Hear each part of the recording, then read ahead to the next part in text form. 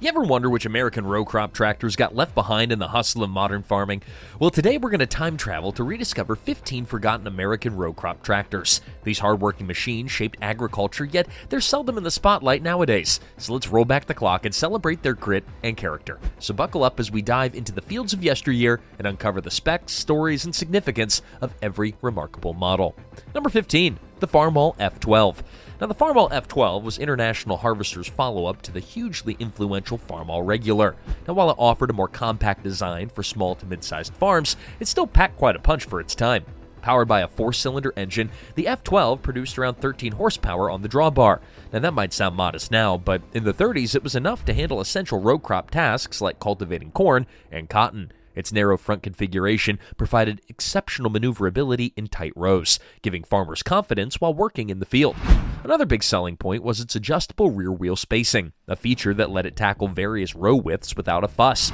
Still, the F12 often gets overshadowed by the later Farmall H and M models, which were larger and carried more modern refinements. Production ran until 1938, by which time around 123,000 units had already rolled off the assembly lines.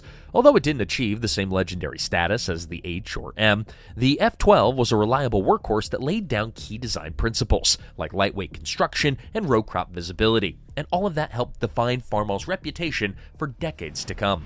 Let's go to number 14, the Allis-Chalmers RC. Allis-Chalmers built a powerful legacy with models like the WC and WD, but the RC often slips under the radar. Produced from 1938 to 1941, the RC was designed as a row crop machine that was similar in spirit to the WC, yet slightly lighter and more economical for small farms. It featured a 4-cylinder engine that delivered around 20 horsepower on the drawbar, which was substantial enough for tasks like plowing light soils or pulling cultivators through multiple rows of crops. One standout feature was the tractor's narrower design, which was aimed at weaving through tighter row spacings. This gave farmers the flexibility that they needed when transitioning between different crops. With an adjustable front axle, the RC could adapt quickly to varied setups, making it a handy choice for those who needed row crop functionality without the heft or cost of a full-sized model. However, it never really reached the popularity of its WC counterpart. Part of the reason was just timing. The late 1930s and early 40s saw rapid developments in tractor tech, and farmers were often drawn toward newer and more powerful options. Now, even so, the RC offered solid performance and decent fuel efficiency and a relatively simple design. So today it remains an intriguing piece of Allis-Chalmers history, a modest yet capable row crop tractor that deserved more attention than it got. Number 13, the Minneapolis Moline Z. Now, the Minneapolis Moline Z series served as the workhorse for many mid-century American farms. Introduced in 1937, these tractors delivered around 23 to 28 horsepower, depending on the specific variant and upgrades. They were often praised for their simplicity and robust construction, attributes that made them dependable partners in the field. Now, operating with a 4-cylinder engine, the Z provided enough torque to manage routine tasks like cultivating row crops and pulling mid-weight implements.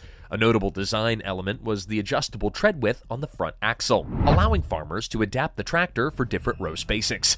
This flexibility was a big advantage at a time when efficiency gains were crucial in American agriculture. Despite its solid reputation, the Z was frequently overshadowed by the larger and more powerful Minneapolis Moline U, which stole much of the spotlight with its bigger horsepower numbers and broader capabilities. Now, while the Z might not be the first Minneapolis Moline model that comes to mind for many enthusiasts, it still maintained a loyal following. Farmers appreciated its reliability, and parts were relatively easy to source. To this day, collectors who stumble upon a Z in good condition often remark on how much of a hidden gem it can be, a quiet reminder of an era when practicality and durability were king. Number 12, the Oliver 80 row crop. Now, Oliver built an impressive lineup of row crop tractors, and the 80 row crop found a niche with its distinctive styling and robust performance. Introduced in 1937, it featured a 6-cylinder engine that could produce around 35 to 37 horsepower on the belt, giving it enough muscle for many mid-sized farm tasks. Now, one of the big selling points was its streamlined design, typical of Oliver's aesthetic at the time, which gave it a modern appearance compared to boxier competitors. Now, the adjustable wheel spacing made it a true row crop machine, fit for everything from corn to soybeans. Operators were often pleased with its smooth-running engine, thanks to Oliver's focus on reliability. Yet, despite these assets, the 80 never enjoyed the widespread fame of models like the Oliver 70 or 77 that followed. The release of newer Oliver designs with improved hydraulics and more refined features tended to leave the 80 a bit in the shadows. Still, this tractor laid the groundwork for Oliver's reputation for innovation. Its advanced features for the era, like the relatively comfortable operator platform and good power-to-weight ratio, contributed to Oliver's standing in the highly competitive tractor market. If you ever come across an Oliver 80 in someone's shed, you're probably looking at a piece of machinery that balanced style, performance, and row crop practicality, albeit without the recognition it really deserved. Number 11, the Massey Harris 101 Jr. For Massey Ferguson, they produced a variety of tractors that left their mark in North America. The 101 Jr., introduced in 1939, was targeted at farmers that were seeking a dependable row crop tractor with moderate horsepower. Powered by a Continental overhead valve engine, it delivered about 21 horsepower at the drawbar, which was enough for typical row crop responsibilities like cultivating and light plowing. Now, one key advantage was its relatively compact frame, which made it easier to maneuver than some of Massey Harris's bigger models. Despite being labeled Junior, it wasn't a pushover in the field. The adjustable tread width, a staple for row crop tractors, allowed this machine to handle different row spacings with relative ease. Many farmers liked its straightforward controls and reliable power delivery, which helped them cover more ground with less downtime. Even so, the 101 Jr. never eclipsed the fame of the Massey Harris 44 or the post-merger lines that would dominate the market later. The war years also brought production challenges and an evolving market, which meant fewer 101 Juniors were built compared to maybe Massey Harris offerings. Today, the 101 Jr. stands as a testament to the brand's drive to produce versatile row crop tractors. Although it was overshadowed by bigger names, it still remains a valued collector's item and a reminder of simpler, reliable farming technology. Number 10, B.F. Avery Model A. B.F. Avery & Sons might not be the first name you think of in tractor history, but the Louisville-based company delivered solid machines for mid-century farmers. The Model A, introduced around the mid-1940s, was a smaller row crop tractor with about 15 horsepower at the drawbar. This compact workhorse handled tasks like cultivating, planting, and light tillage on smaller acreages. Its modest size and maneuverability were a draw for farmers who didn't need the heft of bigger models. Now, one interesting chapter in Avery's story is the company's eventual purchase by Minneapolis Moline in 1951. By then, the Model A had carved out a small but loyal following among farmers who appreciated its straightforward design and relatively easy maintenance. The tractor's lightweight build and adjustable front axle made it particularly adept at weaving through narrow rows of vegetables or tobacco, which were labor-intensive crops demanding precision. Despite these perks, the Model A often gets lost in the annals of tractor history, overshadowed by bigger manufacturers who had more extensive distribution networks. However, for those that encounter a B.F. Avery Model A in a barn or at a show, it's a genuine artifact of a transitional era in American agriculture, where small-scale versatility was just as prized as raw horsepower. Number 9, the Silver King Model 42. The Silver King line, produced by the Fate Root Health Company in Plymouth, Ohio, stands out for its distinctive name and unique approach to tractor design. The Model 42 debuted in the late 30s and quickly earned a reputation for being nimble, thanks to its relatively high road speed compared to many competitors. Powered by a 4-cylinder engine that offered roughly 25 horsepower, the Model 42 could handle common row crop duties like cultivating and light tillage. Now, what set Silver King apart was the company's focus on building tractors that were both robust and quick on the road, a plus for farmers who needed to shuttle between distant fields. The adjustable wheel tread added row crop flexibility, ensuring that the Model 42 could adapt to various planting row widths. Still, Fate Root Health was a small player in a market that was dominated by the giants like IH or John Deere. Now, as a result, Silver King struggled to gain widespread traction, no pun intended, and eventually faded from the mainstream. Yet for collectors, spotting a Silver King tractor, it's a bit of a treat. These machines epitomize a bygone era of American manufacturing, when smaller companies could still enter the market with fresh ideas. Although overshadowed by larger brands, the Model 42's combination of speed, reliability, and row crop capability keep it from becoming completely forgotten. Number 8, the Co-op E3. Marketed under the Co-op name and built by Cockshut, the E3 was an attempt to offer farmers a reliable row crop tractor that cooperatives could distribute across rural America. Launched around 1948, the E3 shared much of its design with the Cockshut 30, using a Buda engine that produced around 30 horsepower at the drawbar. Now, that horsepower range put it right in the sweet spot for mid-sized farms that were looking to handle cultivating, light plowing, and other row crop tasks without breaking the bank. A defining feature of the E3 was its live power takeoff or PTO option, which allowed operators to engage implements like mowers or balers while the tractor was stationary. This was a notable advantage in an era where many competing machines lacked this functionality. The adjustable wheel tread also played a big role in its row crop versatility. Despite these strengths, the Co-op E3 had a limited dealership and service network compared to the bigger brands, which hampered its market share. Now, nevertheless, its solid construction and dependable engine made it an appealing choice for those who had access to co-op outlets. Modern-day tractor enthusiasts who come across an E3 often admire how well it was engineered for that time. Though overshadowed by more mainstream names, it still stands as a testament to cooperative-driven efforts to bring competitive farm machinery to smaller communities. Number 7. The Ford 900 Series Row Crop. When folks think of classic Fords, the 8N often dominates the conversation, at least when we're talking tractors. But for row crop tasks, Ford introduced the 700 and 900 series in the mid-50s, specifically targeting farmers who needed more ground clearance and adjustable wheel spacing. The 900 series came equipped with a powerful overhead valve, 4-cylinder engine that could push about 40 horsepower at the PTO, and this was really a big leap from the earlier Ford Ns, which made these newer models more capable of heavier work. Now, a key selling point was the row crop adaptability, thanks to high clearance front axles and adjustable rears. Farmers who grew tall crops like corn appreciated that the 900 series could pass through the rows without damaging plants. It also offered a live PTO in certain variants, which greatly simplified the use of implements like hay balers and mowers. Now, despite these enhancements, the popularity of the 8N, along with stiff competition from other brands, kept the 900 series in the shadows for many. Now, over time, Ford's expansion into bigger and more modern tractor lines overshadowed the 900's achievements. Still, this series helped bridge the gap between Ford's smaller Unity tractors and the larger row crop machines that dominated the fields. Today, a well-preserved 900 stands as a practical reminder of Ford's undersung contribution to row crop farming in the mid-century. Number 6. The Farmall H. The Farmall H is hardly unknown, but it often takes a back seat to its bigger sibling, the Farmall M, in tractor lore. Introduced in 1939, the H quickly became a dependable staple in American farming, offering about 24 horsepower at the drawbar. That was enough muscle to handle row crop tasks like cultivating, light plowing, and running PTO-driven machinery.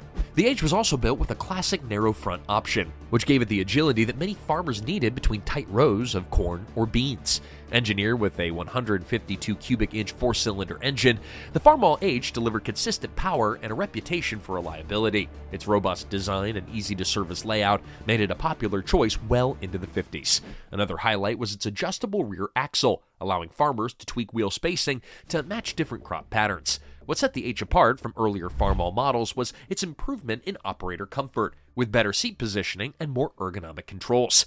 Now, nevertheless, the H is often overshadowed by the M, which boasted higher horsepower and really became a favorite for larger operations. Many enthusiasts remember the M as the crowning glory of the line, leaving the H to fade slightly from the spotlight. Yet for those who needed a solid mid-range tractor, the Farmall H delivered an ideal balance of affordability, reliability, and row crop adaptability. It's a piece of farming history that's well worth remembering. Number 5. The Allis-Chalmers WF. Allis Chalmers earned its place in tractor history with iconic models like the WC and WD, but the WF has often lingered in the background. Released in 1937, the WF was built for farmers who wanted a wide front variation on the successful WC design. Under the hood, you typically find a 201 cubic inch engine that produced around 24 horsepower at the drawbar. That power level positioned it well for mid-size row crop tasks, from cultivating to pulling basic tillage tools. Now, the WF's hallmark feature was its wide front end, which offered improved stability on uneven terrain compared to the narrower tricycle fronts that were more common in row crop tractors. This made the WF a pretty smart pick for farms that had hilly fields but still needed row crop versatility. The adjustable rear wheels gave it the ability to straddle different row widths, preserving the fundamental row crop utility. This was something that Allis-Chalmers was known for. Despite its advantages, the WF never really captured the limelight the same way that the WC did. Now, there are a few reasons for that. One of them was that the WC already established a strong reputation. And second, World War II brought production challenges and shifts in agricultural demands. By the time that the 1950s rolled in, Allis-Chalmers was promoting newer models, leaving the WF as something of a bit of a footnote. Still, collectors value the WF for its unique combination of wide front stability and row crop adaptability, making it a distinctive piece of Allis-Chalmers nostalgia. Number 4, the Minneapolis Moline R. Now, Minneapolis Moline is best known for larger tractors like the G and U series, but the smaller R model played its own important part in row crop farming.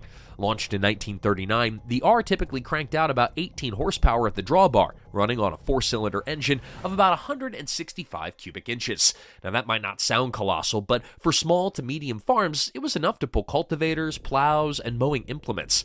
Like other row crop tractors of the era, the R offered adjustable wheel spacing, allowing farmers to tailor the setup for various crops. It also was relatively compact, which meant it maneuvered well in fields that required tighter turns, which was an advantage in vegetable plots or smaller grain fields. Despite these practical features, the R was a bit overshadowed by its bigger siblings, like the Minneapolis Moline U, which offered a heftier engine and a higher profile in the marketplace. Farmers who owned the R often praised its fuel efficiency and straightforward maintenance needs. However, by the 1950s, the trend toward bigger and more versatile tractors limited the R's long-term success.